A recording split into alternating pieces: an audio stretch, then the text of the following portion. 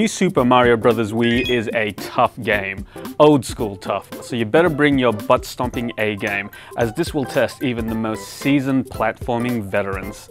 But while New Super Mario Bros. Wii feels and plays like classics like Super Mario Bros. 3, there are enough additions here, such as 4-player co-op, to make it a completely engaging title in its own right. Whether you decide to tackle it solo or submit yourself to the at times fun, at times frustrating multiplayer, New Super Mario Bros. Wii is a thoroughly worthwhile experience. Nintendo hasn't fiddled with their successful 2D platforming formula too much, with gameplay additions limited to tweaks rather than total revamps. You've still got to run, jump, bounce, glide and swim your way from point A to point B while avoiding environmental obstacles and enemies. This task requires increasingly accurate timing, intricate planning and ninja-like reflexes as you progress through the game's 8 varied worlds. Mario gets 2 new power-ups, the astoundingly useful penguin suit and the just as useful helicopter suit. All of Mario's other power-ups and abilities are old favorites. Fire flowers, ice flowers, starmans and more make a comeback, as well as the lovable and extremely useful Yoshi, who makes a disappointingly brief appearance in a few levels. You'll need to dig deep and mine whatever experience you have with previous Mario offerings, as New Super Mario Bros. Wii is by far the most challenging game in the series for many years, certainly more so than New Super Mario Bros. On the DS or Super Mario Galaxy. It starts off easy enough, but by the start of the second world, things get noticeably more difficult. And it doesn't let up as you make your way through the game's fiery 8th world and a particularly epic Bowser boss battle. It's a welcome challenge because despite the fact that you'll no doubt lose plenty of lives and at times be tempted to throw the Wiimote in frustration, the game never feels cheap thanks to its consistently outstanding level design.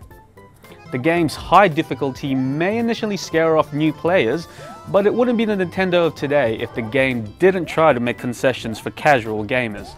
The Super Guide is the game's way of guiding you past sections you may find tough to get past, and is activated as an option once you lose 8 lives in any particular level.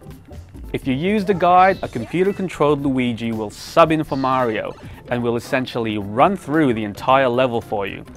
It's an interesting addition, and while it initially seems to make the game too easy, the high lives count needed before it activates means that, for the most part, you'll probably be able to figure out the best way through a level on your own even before Super Guide kicks in.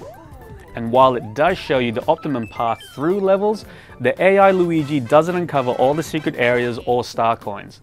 And as with previous Mario games, there are plenty of these secret areas and bonuses to be found. Each level features star and red coins to collect, as well as the usual warp pipes, hidden blocks, secret run-ups, and much more. Collected star coins can be used to unlock bonus movies, which show where hidden areas can be found, speedruns, and more.